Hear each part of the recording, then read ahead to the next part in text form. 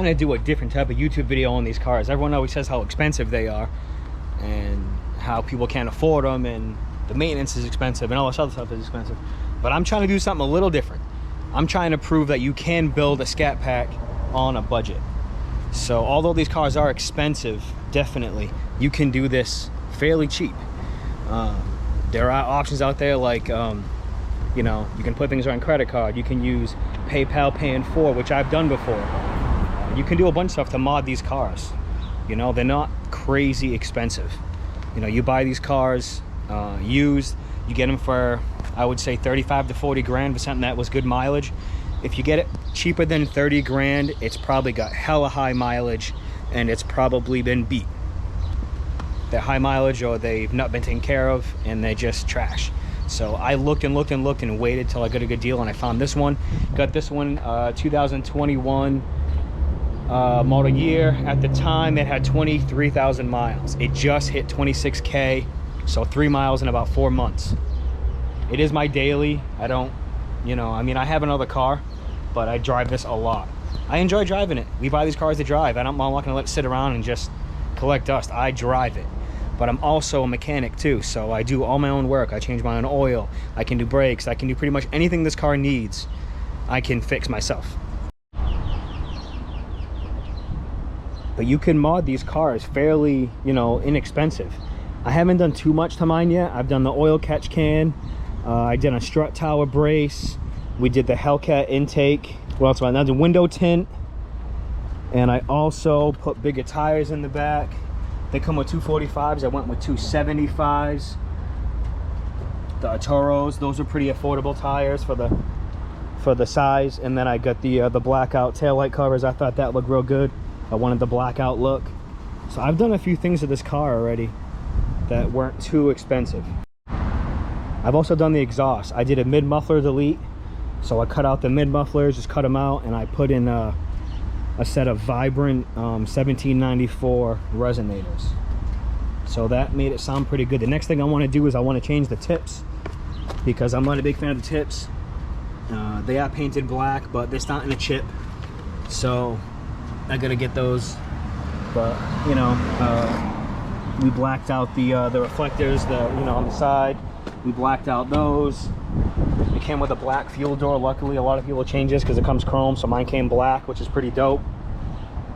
The badges got changed to these nice black 392 ones. Also, this got changed to black. Basically, anything that was a color or, you know, wasn't blacked out got blacked out. That's what we've done so far. It's got the Brembos, you know, but this car is clean, real clean.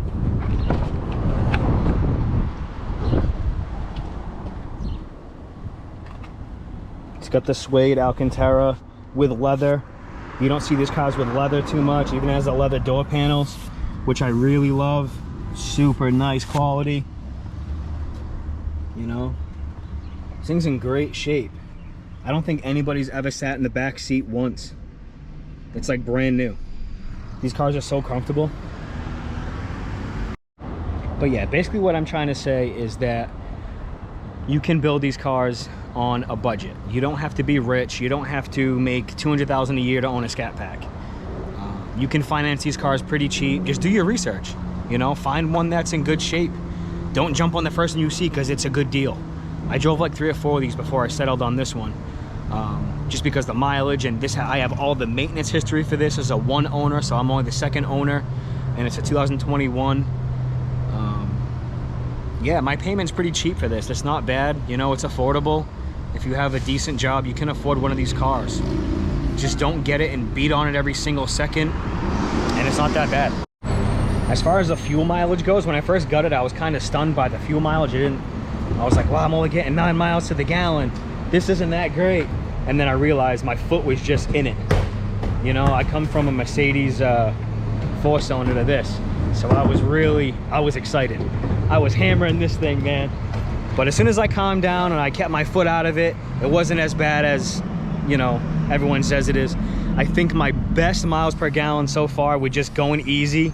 You don't have to be in eco mode if you don't want to. I drive this thing in track often because I just like the feeling of the downshifts, and the hard shifts, I like that. But if you just keep your foot out of it and you're not crazy ripping tires everywhere you go and smashing it, the best I've got was probably about 16.5 miles per gallon. So I'm almost at the 17. You know, if you're just cruising, it's not that bad. But yeah, I'm trying to make something different. I'm trying to make a different video than anyone ever has on YouTube on these. I've never heard someone say Scat Pack and budget in the same sentence. So that's what I'm trying to accomplish here. I'm trying to let people know that you can have one of these cars and not go broke. You know, it's not that bad. Obviously, it helps if you're mechanically inclined and you can fix it yourself and you can do your own oil changes. You can buy the SRT Pennzoil and the SRT filter for like 85 bucks on eBay. So I guess if it's, I don't know, I guess it's an expensive oil change, but not as bad as some of the other stuff you could get, and still cheaper than dropping it off at Dodge.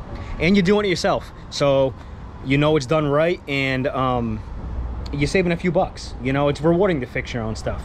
You know, you don't have to be a mechanic to change your own oil. So that's a plus too.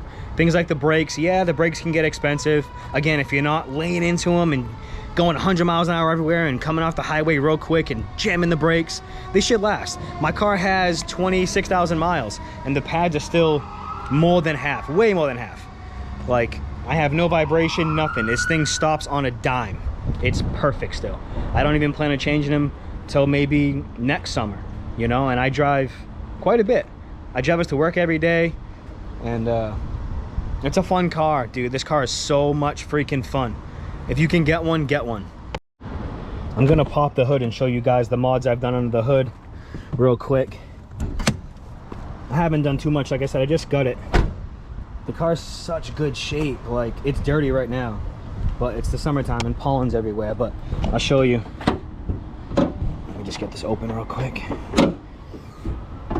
So yeah, I've done the strut tower brace, which obviously it looks cool, but it did serve a purpose.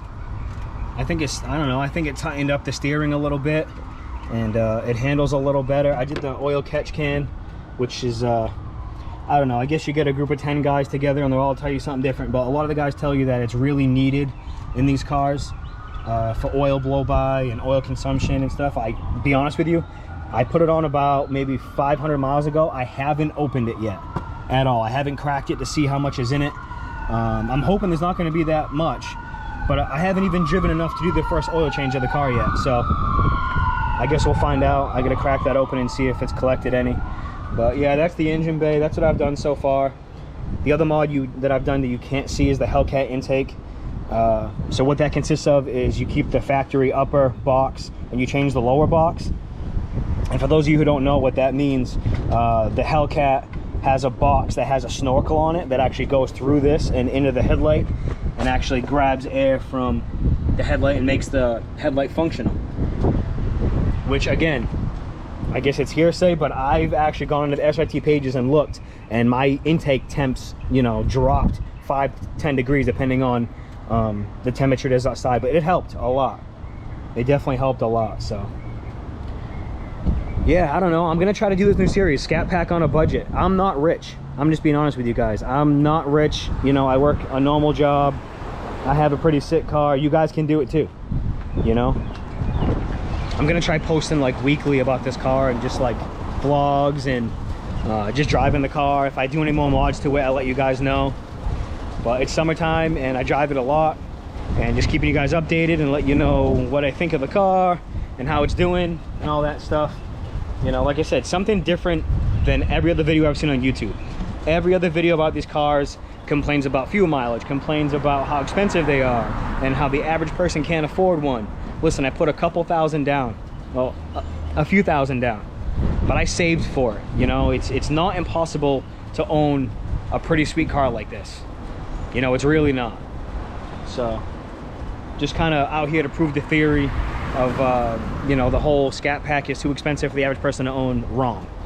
So if you like this kind of stuff, if you can relate to a normal person owning a car like this, I think it's pretty cool. I'm gonna try to do something different, and you guys want to follow along, I think we'll have fun. You know, I got a lot of stuff planned for the car. I want to do lowering springs, and I want to do lowering springs, and I want to do wheel spacers possibly. I don't know, We'll see what the lowering springs do to the camber and the look of the car, but I think it could really use just a little bit wider. I'm not talking like an inch or two, maybe half an inch, just a little bit.